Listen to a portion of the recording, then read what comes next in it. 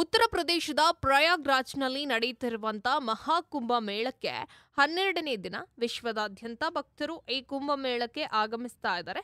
ಇಲ್ಲಿಯವರೆಗೆ ಸುಮಾರು 10 ಕೋಟಿ ಭಕ್ತರು ತ್ರಿವೇಣಿ ಸಂಗಮದಲ್ಲಿ ಪವಿತ್ರ ಸ್ನಾನವನ್ನ ಕೂಡ ಮಾಡಿದ್ದಾರೆ. ಇನ್ನು ವಾರದ ಅಂತ್ಯಕ್ಕೆ ಹೆಚ್ಚಿನ ಸಂಖ್ಯೆಯಲ್ಲಿ ಭಕ್ತರು ಭಾಗವಹಿಸುವಂತ ನಿರೀಕ್ಷೆ ಕೂಡ ಇದೆ.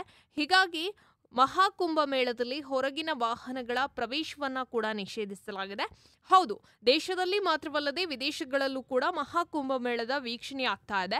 ಹೆಚ್ಚಿನ ಜನರು ಮಹಾಕುಂಭದ ಬಗ್ಗೆ ಮಾಹಿತಿಯನ್ನ ಪಡೆಯಲು ಗೂಗಲ್ನಲ್ಲಿ ಹುಡುಕ್ತಾ ಇದ್ದಾರೆ ಎಂದು ಕಂಡು ಬಂದಿದೆ. ಇನ್ನು ಆಶ್ಚರ್ಯಕರ ಸಂಗತಿ ಏನಂದ್ರೆ ಪ್ರತಿದಿನ ಸ್ನಾನ ಮಾಡುವ ಭಕ್ತರ ಸಂಖ್ಯೆ ದಿನೇ ದಿನೇ ಹೆಚ್ಚುತ್ತಾ ಇದೆ.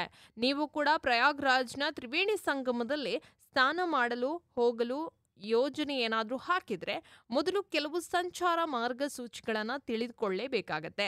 ಯಾಕೆಂದ್ರೆ ಮಹಾಕುಂಭ ಮೇಳದಲ್ಲಿ ಹೊರಗಿನ ವಾಹನಗಳ ಪ್ರವೇಶವನ್ನ ಈಗಾಗಲೇ ನಿಷೇಧಿಸಲಾಗಿದೆ. ಇನ್ನು ಶುಕ್ರವಾರ ಮಹಾಕುಂಭ ಮೇಳದಲ್ಲಿ ಹೊರಗಿನ ವಾಹನಗಳ ಪ್ರವೇಶವನ್ನ ಸಂಪೂರ್ಣವಾಗಿ ನಿಷೇಧಿಸಲು ಆದೇಶವನ್ನ ಹೊರಡಿಸಲಾಗಿದೆ.